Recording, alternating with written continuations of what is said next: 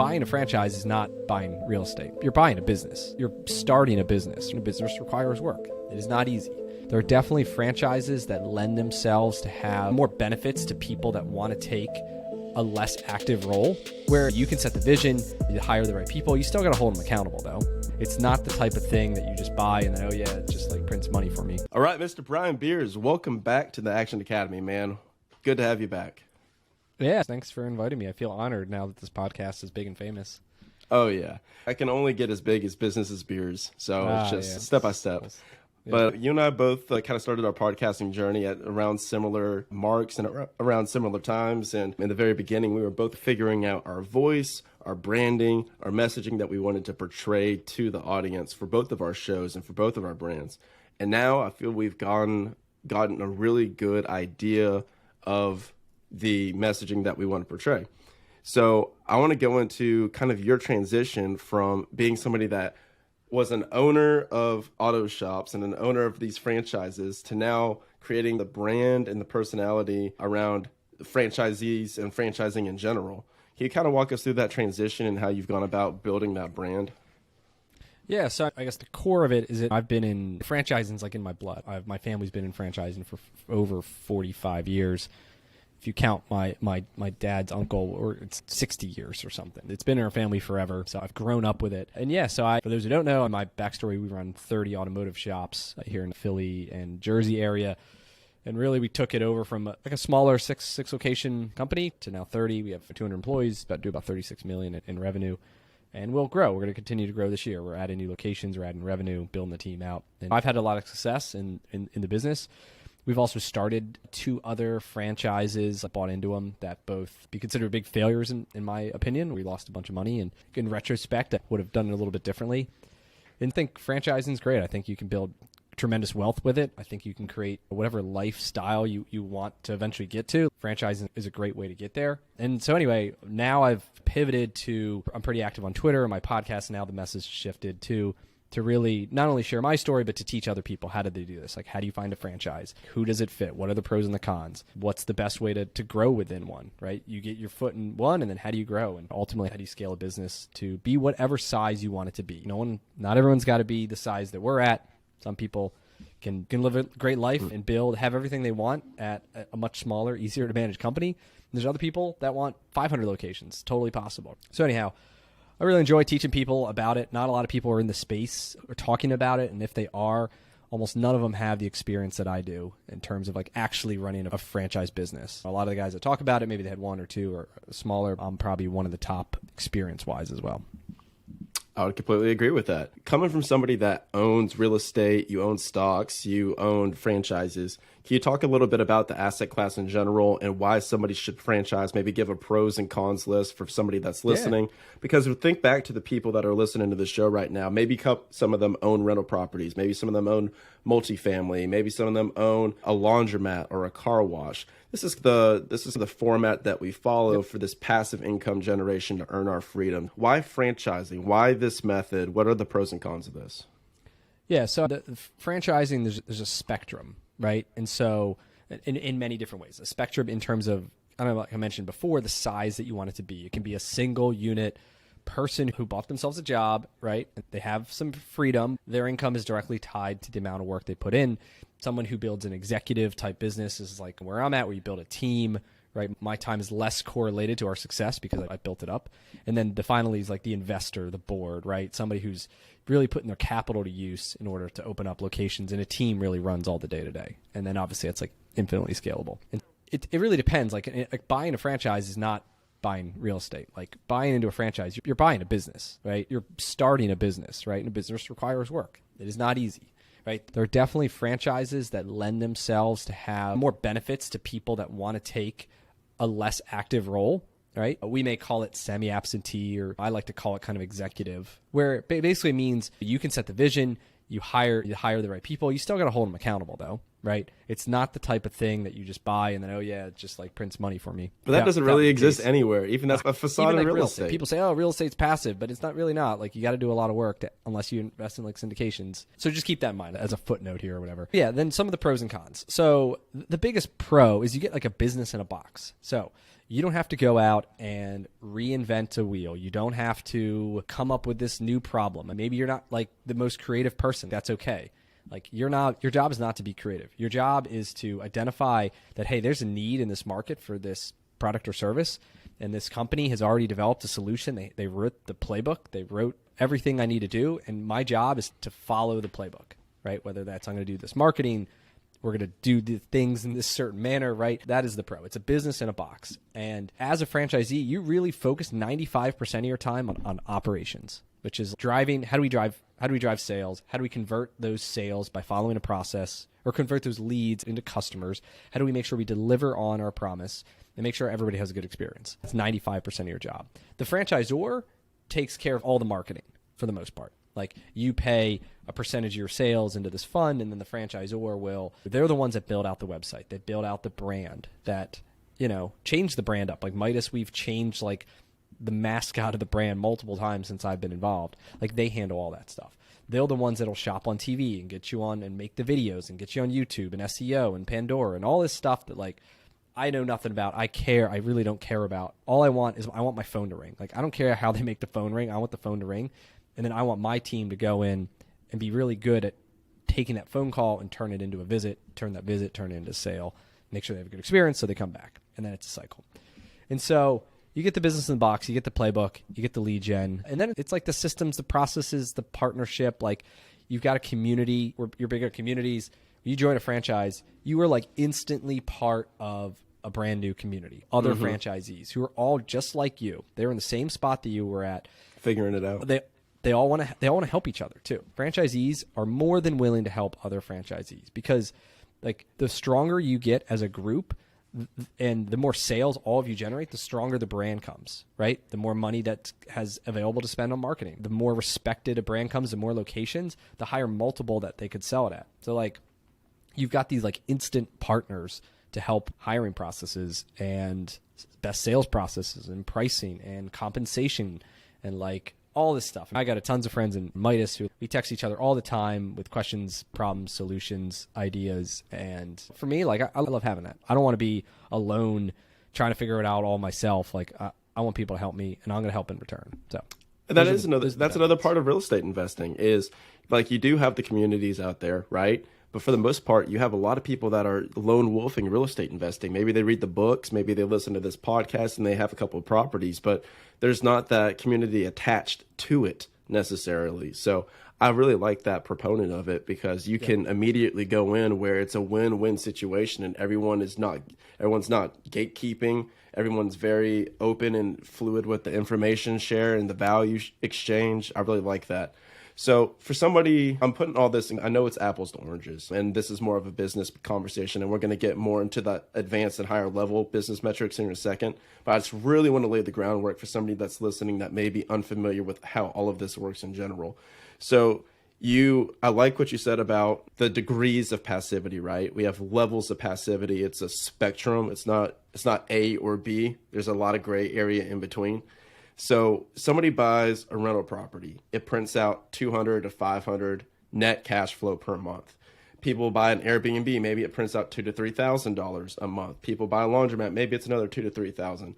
What is the normal return somebody can expect from buying a franchise? And just as a rule of thumb, coming in for somebody that has a W-2 job, maybe, how intensive do they have to be to get this thing off of the ground? I know you're going to say it depends, but we can expand on that. Yeah, it depends. So I'll give you a range. So Stalker. For example, in an automotive repair business, right, it's going to cost $250, $350, could be up to $400,000. It really, even that depends in our case on, are you outfitting from scratch? Are you buying like an existing and rebranding? Say buying an existing and rebranding. Yeah. Just for so the I sake buy of an example. independent shop. It's got lifts. It's got compressors. I got to put signs on it. I got to upgrade a bunch of stuff. I probably got to fix the roof, and I'd probably spend $200. Yeah, that's like a $250 to get that thing looking pretty good. That I'm like proud of it. That thing should be able to make $100,000 a year, $150,000 a year on average. Our range is from, we have stores that lose $100,000 that are recently purchased that we need to fix. We have stores that make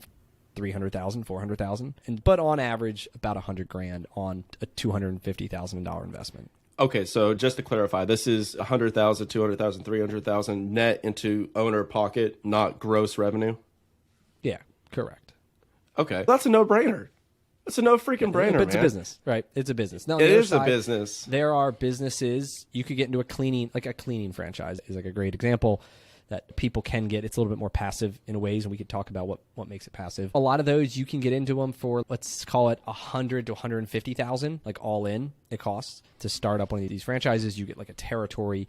And those, you could probably make a similar number. Maybe it's 60 the first year, maybe it's 80 the next year, maybe you can get up to 120,000.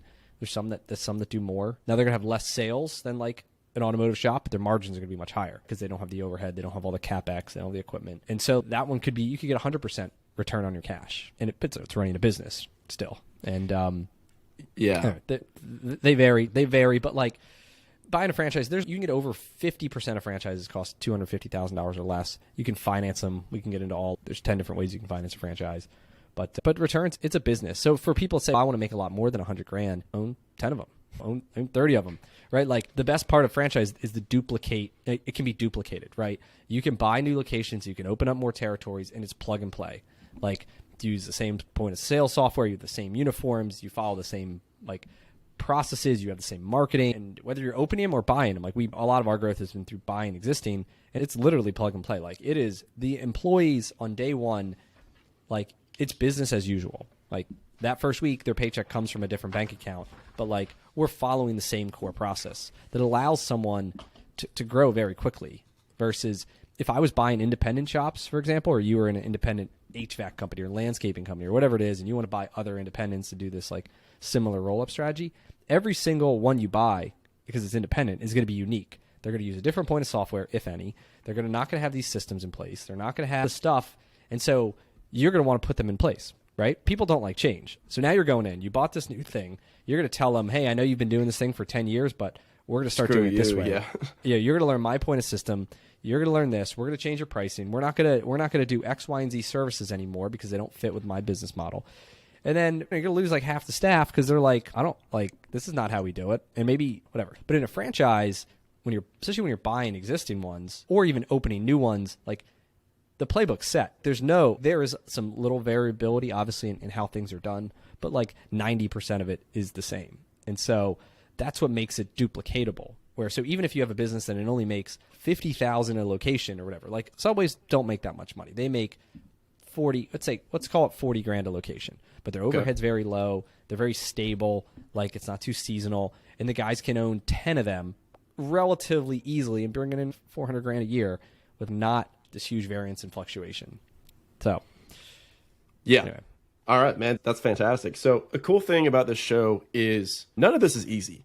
None of the stuff we talk about is easy. And I don't think that people that are listening to this are looking for an easy fix or an easy solution because they wouldn't listen to this podcast. So the people that do listen to this show take massive levels of action. I want to punctuate what you said there, and I want to go into a little bit of a framework, and then I want to get into how we go about evaluating franchises, how we go about purchasing franchises, and then what levers we can pull to manage a franchise. So first, to punctuate what you said, essentially you say that you can put down $250K to get a franchise, and then $250,000 is buying $100,000 to $200,000 of recurring cash flow net to you as the owner.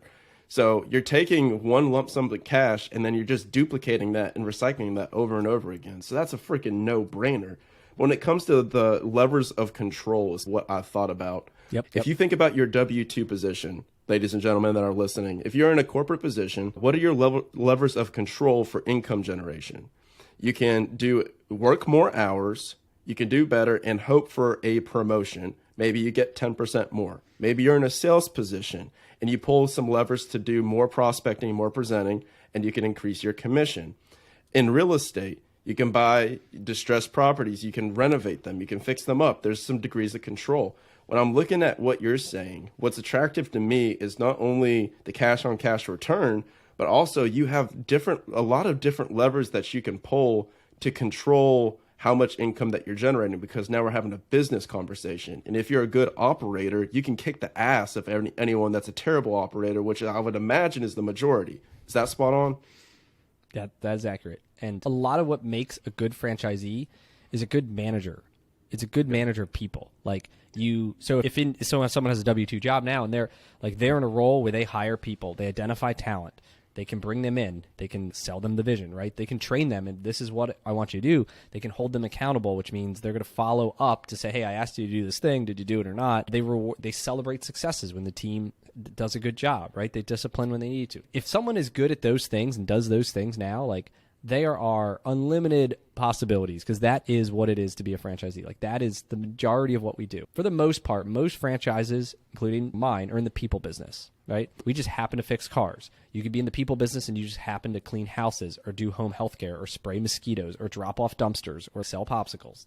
We're in the people business, because if we weren't in the people, like, people businesses are hard, thus why they're franchised, versus correct. If you're just doing product, like you're just selling product, you're selling software. Walmart doesn't need franchises because it's a retail business. Like, they can interchange, right, the people that stock the shelves and that check people out, right, manage it, and it all pretty much runs the same, right? So for the most part, a lot of franchises have a service component to them, because they need local owners. They need people who care about finding good people, who hold them accountable, who try to reduce turnover, right? Who want to celebrate success, all that stuff. So I love that. If someone's good at those things, that's the key. Like, you may think I have no business experience. I don't know how to run a business. But if you can manage people, the franchisor will help with a lot of the other stuff in terms of 101. Some of them do bookkeeping. Some franchisors do your bookkeeping. Some of them help with, like, resources for processing payroll. Like, a lot of stuff that people don't know how to do and they've never done it, it's really not that hard. And when we talk about real estate, we talk about driving for dollars, right? And then when we talk about franchises, there's so many franchises, I'd say probably 80% plus, that don't even pick up the damn telephone. I know. Yeah, so the opportunity here, ladies and gentlemen, is insane. Because think about this. You can buy a franchise at a multiple of revenue, which we'll get into that very shortly, how to evaluate franchises. So you can get one and you can look at this franchise and be like, okay, they're doing X amount of revenue. I'm going to buy them for this price. And you know that you can immediately go in and input your systems and change the customer service, start answering the phones, do a little bit, throw it online. A lot of these places don't even have websites and stuff. And then you can just make those simple changes and immediately increase the revenue, increase the valuation and the multiple, and then skyrocket your net worth. Holy crap. So talk about this. Let's talk about how do you evaluate a franchise, and what are you looking for in these deals, like your distressed real estate of the franchise world? Yeah, so there's two kind of avenues here. One is, you're buying existing franchises. The other way is you're opening new ones, right? We'll do the entire conversation based off of acquiring other existing ones. So a word of caution prior to that is it's very hard to buy existing ones. Because, then never mind. I'm talking out of my mouth. We should talk about both. Why? Because franchisees want to sell to other franchisees. It's easy. Very fair. It's much easier. I'm able to buy so many because I'm a franchisee. If someone wants to sell and I'm in their footprint, they know I'm I'm gonna deliver, right? I'm gonna score the touchdown. Versus you sell, you list your business on Biz Buy Sell and you get all these rando people, and then the franchisor has to approve of them, so they have to be financially qualified. You have to disclose all this information, send them tax returns. It's like selling anything else, right? But at the end of the day, like, they have to go through training. And what if at the 5-yard line, before they sign all the docs and do all the stuff, they say, hey, this thing isn't for me? Or the franchisor, like, I've heard of franchisors after they go through training, be like, this guy's like an idiot. We don't want him in. And then they can kill the deal. But wow. Okay. They're not going to kill the deal for me because I'm an existing franchisee. And as long as obviously I'm like in good standing with the franchisor and I pay my bills. So for a lot of people, they want to buy existing. It's really hard to get the first one. And so a lot of times what I see people is they open the first one from scratch, right? So they develop the first one, and then all you need is one. All you need is one to have your foot in the door, and now you're part of the community. And then if you want, you could do an acquisition for everyone after that. So what does that process look like? Right now, I'm a guy or a girl, and I'm sitting here in my corporate job. I'm making maybe 120, 130,000. I've got a couple Airbnbs under my belt, and I want to open up a franchise. Walk me through this process. Yep. Yeah, so I think the first thing is, the most important thing is deciding what your role is going to be. And there's that spectrum I talked about, right? So for some people, they are going to be like not very much involved, right? Where they are, then there's two ways you can do that. One is you hire an operator who's going to really run the day-to-day of the business. The other way is there are some that you can operate a little more ad hoc, depending if you have flexibility in your work schedule. There are some franchises that you can run. Maybe you're the lead like sales person on it, where you're handling the calls, you're closing the deals, and then it's going over to your team to handle. And it's really knowing how much time you're going to allocate towards the business. And if you say, hey, I can, 20 hours a week, like I'm going to lead the team, but I'm not going to be the person like in there every single day. Yeah, you got to figure out that. Franchisors need to know that. The other part of it is if you're going to hire a GM to run it, like you're going to have to pay them 50 grand or 40 grand or whatever. And such a huge amount of like profit and kind of risk that you're going to be taking on. And so it's really deciding what level you're at. And so from there, you decide your role. After that, so let's say someone's role is they don't want to hire a GM, right? Because they're afraid of the risk of bringing on that employee. Okay. For example, there's a great popsicle franchise that I like. And it's like an ice cream. It's basically an ice cream. It's like a fancy ice cream truck that sells gourmet popsicles, blueberry cream cheese, like whatever, then like dipped cold brew, whatever. Got it. All these fancy flavors. People down in like Austin would love them. Yeah, they just make white people sweat. They're just like, oh my God, look at this flavor. Exactly. Margarita and mango, whatever, like all these fancies. So anyway, it's a kind of business. It costs like 60 grand or less. You can get into it, you get payments on the truck and stuff. And so the role is like, you buy these popsicles for $1 and you sell them for $5, right? You make them $4 a popsicle. And then they help you get into these events. So then you get scheduled to go to all these outdoor festivals and music concerts and like high school football games and college football games. And you can do wholesale to other local places. And either you can go to the events or you hire kids for a couple bucks an hour and they're going out and selling a couple hundred popsicles at a time. Or you find a retailer and you can wholesale a bunch of popsicles. And so you get into it for $60K and maybe you can making it so it's making 60, 70, 80, maybe even 100,000 if you can really start cranking it. Obviously, if you're in Texas and it's warmer climate, you have a much longer year-round season than if you're in Philip. But there is something for everyone, depending on how much time they want to put into it. That's the first thing. What's a good resource for somebody like, and this is really cool that we're having this conversation because I'm completely ignorant to all of this. So off the top of my head, I can't think of what franchise I would want to open up because we're saying, so for the sake of the example, we're beginning with the first one. In my mind, as where I'm at in business, I would immediately underwrite hiring an operator, like where I'm at right now and where you are. Like we wouldn't be doing this ourselves. But for somebody, I'm doing the sake of the example for somebody that's maybe like really trying to exit this corporate job and they're really trying to get their freedom as fast as possible. Where would you recommend, like where do they even find the ideas for these different franchises that are even possible? Because maybe they're like, okay, I know about Subways, I know about gas stations, I know about Taco Bells, I know about tire shops. Like, besides Biz Buy Sell, are there any resources that you can recommend for somebody going through and looking at what's out there and available to begin? Yeah, you can follow me on Twitter. You can follow me on my website, Prime Beers. No, so that's what I help people do now is this, where currently I work one-on-one with people, really working on developing a lot of content and a community all around this. Because this is the biggest problem, right? Is there's 3,000 franchises out there. Like, how do you pick one that's right for you?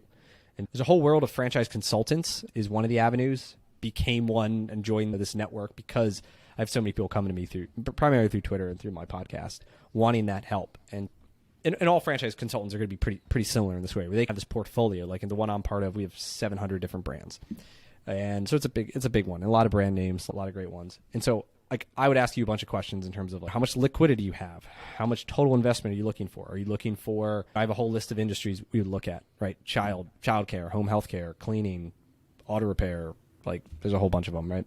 Sure. Home services. And then based on all these things and what I think you would be looking for, I can put all that kind of into this database, and then it can come back with here's a whole bunch of franchises, right, that could fit it. And the way I work, and a lot of the consultants work, is similar where they're then doing territory checks to see, all right, you're in Austin, you want to open up X, Y, and Z, a service-based business, what's available? And then we can quickly see what's available, what's not available. And then at the end, come back to you and present 4 or 5 different options. If you'd like them, set up intro calls with the franchisors and then walk through the process of just helping you explore it. That's freaking awesome. Coach in the corner. So, in full transparency, like for me, once again, like this is me selfishly, I wouldn't even care how much you would charge for that. I would just be like, okay, dude, yeah, walk me through, help me out. Yep. Because you don't know what you don't know. Yep. And anyway, there's like Franchise Gator. There's a bunch of other websites out there too. If someone starts exploring, a lot of times people put in requests for information. They end up getting to a franchise consultant. The problem with the industry, to be totally honest, is like some people get into it, become a quote franchise consultant. They have like zero experience actually running a franchise. They might have a ton of experience selling them, but they like my competitive advantage is I know this thing inside and out. So that's why I'm pretty successful in helping people find something they love and not just something that's like convenient. Very cool. Sweet. Let's jump into the valuations right now. So let's jump into how, when you're looking at these different franchises. So now we've gone from deciding that we want to do franchising, and now we've found a franchise. We're looking at a couple of different P&Ls. For just your sake of what you do, we'll just do like tire shops and auto shops. So when you're looking at auto shops to buy, how are you evaluating these businesses? So I know how I have a general understanding of how you do this, but it'd be really helpful to break it down. So let's say you're in a franchise, right? Because if you're just buying one, the franchisor tells you what it costs to get in as part of the process. They'll give you a range. It costs whatever, 100 to 200 or whatever, 200 to 300. They give you a range. And then when you're beginning, just real quick, so when you're is that something that you can do any creative financing on when you're starting your own original one? Or is that something where you're just like 200, 250K, you need to have that cash, liquid, throw it down? Or can you do seller financing on something if you're beginning it from scratch? Yeah, so let's get into that. Yeah, so there's 10 different ways. I'm just going to pull them up so I don't forget them all here, that you can get financing on a franchise. And so you got cash, right? That's whatever. So let's say it's 250K. You got 215K in cash. You pull out of checkings or savings. A lot of people don't have that, right? And so then it limits them to lower cost franchises. Broke people, right? Man. Don't got 250K on you. Get out of here. Right. What Grant Cardone say? If you're not making 400K, you're like a failure. Yeah. Anyway. All right. So we got that, right? And there's downsides. Even if you had the cash, there's downsides. Like you might be able to get a better return somewhere else and all this stuff. Yeah. Number two, you can hit your HELOC, right? So if you've got a house, personal or investment property, you've got equity in it, it's very easy. It's lowest cost. It's interest only. And the real estate guys know this. You might be able to pull 50, 60, 100K out of a HELOC, right? Similarly, you could do stock margin loans, right? So you've got stocks. A lot of brokerages will allow you to get up to 50% loan against your stocks. Problem with that, obviously, if the value drops, you might have to put some cash in with a margin call. If people have life insurance, you can get loans against cash value. And there's actually a way of doing a 401k rollover to start it. That's called a ROBS. So basically, you have a 401k with your W-2. As long as you have a 401k and you're quitting your job, so you're quitting your job, but you get to roll over a 401k. And you have to use like an intermediary, and it's kind of like a 1031 kind of deal. But basically, you can start a new corporation. The corporation has a retirement plan. That 401k goes into that retirement plan, which then that cash can be used to fund the business. And you can fund the franchise. And it's with a traditional 401k? With a 401k, yeah, you can roll it. Where do the profits get distributed? Where does the income get distributed? Because I know if you do that with real estate, then the cash flow goes back into the retirement vehicle. No, so how it works is the shares are owned... I don't know. The 401k buys shares in the company, and then that's how you get the cash. It owns some shares in the company, and... Yes, there are some rules around it. There's companies that specialize in this thing. Okay, cool. We can move on. So what was that called? A ROBS? But it's possible. It's called a rollover business startup, ROBS, ROBS. Cool. So those are all kind of like the self-funded options, right? That you're using either cash or like equity that you have in either your life, your stocks, your house, whatever. On other people's money, some franchises offer in-house financing. So they may say the franchise fee, which we can go into some of the fees and stuff. A franchise fee could be $40,000, and they could say, hey, some will say, hey, you got to pay us. Others will say, pay us $20K and then $20K over X amount of months. You might be able to get into $0 down and spread it out. So that's always interesting. They also might do it for equipment too. If the franchisor is like, you're paying the franchisor to outfit something, they may offer a predefined in-house financing program. You can also get equipment loans. There's a number of vendors that'll do unsecured personal loans if you got good credit, where it's higher interest, obviously higher fees. You're not putting up any collateral, and they might give you $50,000, $60,000, $100,000, depending on what you make. And finally, SBA, right? SBA, you can get a 7A loan that will fund up to 70% of a startup franchise, and so that includes working capital, that includes startup, like the franchise fee, all the other stuff. And so a lot of people do that route. And you can stack them, right? So you could say, I got $25K in cash. I'm going to hit $25K for my HELOC. I'm going to get an SBA loan for It's $150K. And then friends and family, maybe I can raise some money from friends or family and give them some sort of return on it. So yeah, there's tons of different ways to be creative. The main advice is don't overextend yourself. Don't put all your eggs in one basket. Sometimes it takes more time to build a business's sales than you expect. And you want to have cash on the side to be able to support it. Like running out of cash is like the number one reason businesses fail. So yeah, be conservative. Fair.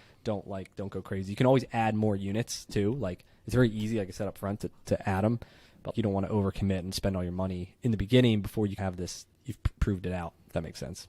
Yeah, and then when we go back to the cash on cash return conversation, like how I would view this is doing the SBA, doing the seller finance, doing some type of creative structure so that you can be able to have as low amount of cash in as possible. So talk about the fees. Talk about the franchise fees. So this is like the cons, right? So we talked a lot about the pros of why franchising is awesome. A lot of the fees and why it's maybe not as awesome are fees. So you're going to have the big one is they're going to charge an initial franchise fee up front. So it could be $30K, it could be $40, $50, $60K. Some of them, if it's a territory-based one, charge you based on how big the territory is. So if you're buying a bigger territory, you're paying more. It's usually on a per population calculation.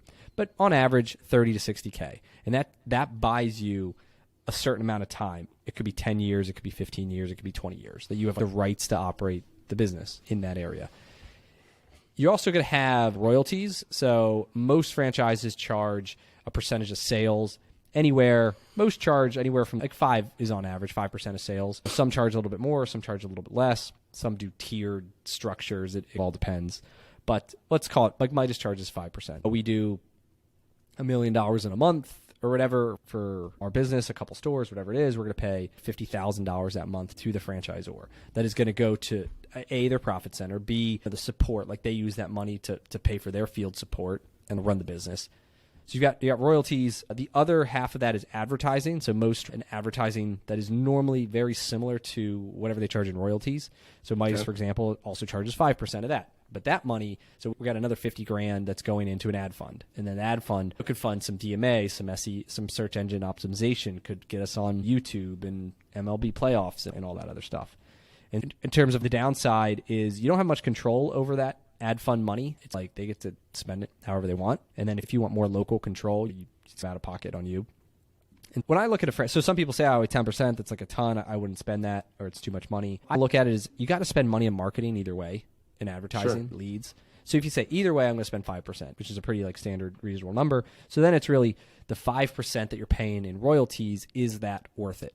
And the question is, do you get enough support and training that makes it worth it? And for me, like I can open up a brand new store in a brand new location and I can be profitable by month 3 because people, Midas, they're coming in. If I was Brian's Tire and Auto, like there's no way that would happen. And then it's the community aspect and all these other features that you don't have to figure this stuff out. So for me, it's worth 5% of the sales to do that. So there's a quote that comes to mind from that. And one of our buddies, Chris Benson, actually told me this quote, and I definitely agree with it, where he talks about true profit, right? So profit is revenue minus expense, but then like true profit is revenue minus expense minus headaches. So for this, I view this and I say, okay, so I make 10% less, but my headaches are substantially reduced. I think it's a no-brainer. I can talk too, just real quick. We talked about the fees. We should also talk about some of the other downsides of people in this. The big one is lack of, let's call it independence, right? So like you're buying the business in the box, which is the pro. The con is you got to stay within the box for the most part, right? And you may have, like for me, I wanted to try opening up a smaller footprint store. I want to try a gas station store. Here in the Northeast, we have tons of little gas stations. They have 3 bays. I figured, hey, let's put a Midas shop in this little 3-bay thing, and we get some. We wouldn't run the gas station though. Someone else runs it. We're just renting the bays. I thought it was a great idea, and they said nope. They denied the location. Said we don't have any of those. We're concerned about the liability and of the image and all this stuff. And like I had to let go of the idea, and because they just slapped your wrist and said no. Because they said nope, can't do it. We're not gonna agree with this site because it's outside of the box. Right now, they said if it didn't have active gas and it's just a small footprint store, we'd probably approve that. But they didn't like the gas component. They didn't like the retail convenience store kind of component of it. And you try to push the limits as much as you can, but at the end of the day, they want the things to fit with them. That was something that I would think is a big one. And also, like, they could potentially limit growth. So say you're like really aggressive and you want to grow and you want to open up all these locations And some of them will say, if maybe I have this painting franchise I'm aware of, and like you might have 2 territories and you want to buy 2 more. They want to make sure that both territories that you have are like hitting their metrics and that they're doing well. And if one of them's floundering, not making any money, and you're not really spending any time on it, they could deny the acquisition or the future like openings because they said you're not even getting the one you have already growing, and now you're gonna take on 2 more. Like, what are you doing? Go get that one fixed first. That makes sense though. And it does. Like in a business sense, it makes sense. For me, as I was the franchisor, I'd probably do the same thing because it's now your focus is going to be even more diluted. But for that franchisee, of course, they're a shit franchisee. But you got to be aware of that, right? So your ability to grow, like someone else has got to punch your ticket to get there. On the flip side, and the positive thing is they bring me deals. Like I've been brought multiple deals to buy from the franchisor because they had a business meeting with them and they say, hey, I'm ready to retire or I want to sell. How does it work? And they say, hey, let me go talk to Brian. If he's interested, I'll make the introduction. And they bring it to me, and I say, this is great, and we do the deal. And so they can bring you deals, and they can also cut them off from you. The moral of the story is if you're a good operator, they want you to succeed. If you're better than average and, you have good relationships and you do a good job, like you have this whole power behind you. And if you don't, like that power is pushing you in that other direction, right? But yeah, the way I view it is like a ship with a massive sail, and you've got this massive headwind behind you, like just blowing into the sail, propelling you in the right direction. But if you got holes in the sail, you're not going to be successful. Yep. So what are some areas that you completely messed up on when you were first getting into this? Now, I know that this is a little tongue-in-cheek and a little caveat because there's nuance to it, because you were raised in this. You had your father own a bunch. So we had 2 others. I'll talk about the 2 others. We had 2 other franchises that we started in 2013 and 2020 that were outside of automotive. One of them was an automotive parts business. The other one was a truck washing business. And I don't know, I guess it was naivety to think that, hey, we can open this thing up and we can put a manager in place and sales will grow, and it'll just like we treated it as a side passive thing. And I think in reality, like sales grew, but we never grew to being profitable. Like we never grew to the point that it was easy. And I think it takes a lot of work to get the plane off the ground to really accelerate it. And I was involved in the beginning, but then didn't really get it. And then it never got up to the altitude that it should. And I think it was, I don't know if it was ego or just passion or whatever it was, but like I lost interest in it. And then it's harder to get out then when you have a business that doesn't make money, because who's going to buy it? Who's going to buy your problem? And that was the biggest mistake, is I think I thought it was going to be too easy and I wouldn't have to personally invest as much of my time as I actually did. Now, if it was my only thing and I didn't have Midas and I was 100% in both those businesses, I would have made them successful. Like I have no doubt that both of them would have been fine. It's just I didn't invest the time and then thought I could do well. And so going forward for us, it's like that. For us, it's the operator. If I don't have the time, but maybe we got the money, we've got the expertise, like we've got a business model that we like, and if we can find somebody who could be a partner with us, then that's perfect, because he can invest the time. He can have some skin in the game. He can be a franchise. He can be a franchisee, right? Too, like with us. And then we can be there as the coach, as the advisor, and help him see all the issues. I think for us, that's what I learned, is that if your time's like diluted, right? And the more things you take on, the more things you say yes to, the more dilution you get. And for me, it was like having multiple brands that I was personally like in charge of versus having partners who could be in charge of it, and their time's 100% focused, and I'm more in an executive board member seat, if you will. Yeah, and I like how you position it right now. So what does the current portfolio look like right now? What's the cash flow looking like right now in closing? For the stores that we currently have? Sure, yeah. Yeah. So we have 30 locations. We'll do 36 million. In 2023, we expect to do about 40 million, but we did about 36 million last year. And we net, I don't know, it depends, but 8 to 10%, something in that range. Nice. Dude, thank you so much for coming on, man. This has been freaking awesome. I've loved watching your journey, and I've loved watching you progress and getting way smoother with delivery. And dude, this is insane to think about how this episode, like, and how you and I even conversate, and how your brand is, and how everything, like, now to a year ago, just from putting in reps on podcasting. It's insane. And that's just a testament. Where can people find you to learn more about this if they're interested, if they need your help to pick out a franchise, to scale their franchises? Where can they reach you? Yeah, the best is my website, brianbeers.com. From there, we'll find links to got this course and this community I'm building to teach people a lot of what we talked about today, which is like intro to franchising. Like, what's all the things I need to know to decide, is franchising right for me? So it's that decision point from zero to signing the paperwork, right? And so there's a ton that go into that, and the royalties and the legal structure and how do you build out financial model, all this stuff. And so I've got some great education around that. And then more importantly, it's the community. Like, you've got a great community. I'm part of it. And it's live calls with me to answer questions, to bounce ideas. Or we bring in franchisors to pitch their business. And then we can ask questions live and determine, hey, is this something I like? Is this something I don't? It's a journey to learn about it, right? And it's a huge commitment. It's 10 or 20 year contract that you're signing that obviously you can like sell and get out of it, but you're still signing it. And so you really want to make sure like you love it, and you got to get educated on it. The more educated you are, the more confident you will have in your decisions. And yeah, brianbeers.com, you can find that stuff off. I'm pretty active on Twitter is my main like median. You can find me there. And I also have a podcast, Business with Beers, 2 episodes a week. One I talk about on just general business. I bring on authors. We talk about growing and scaling businesses. And then I have one on Fridays. That's Franchise Fridays. And that's about franchising. So I do solo episodes there. I bring on franchisors, franchisees, and just that one's focused around that. So sweet, brother. I love it. So now everybody go check out brianbeers.com. Check out Business with Beers podcast. And with that, on this podcast, this has been Brian and Brian with the Action Academy podcast, signing off. All right.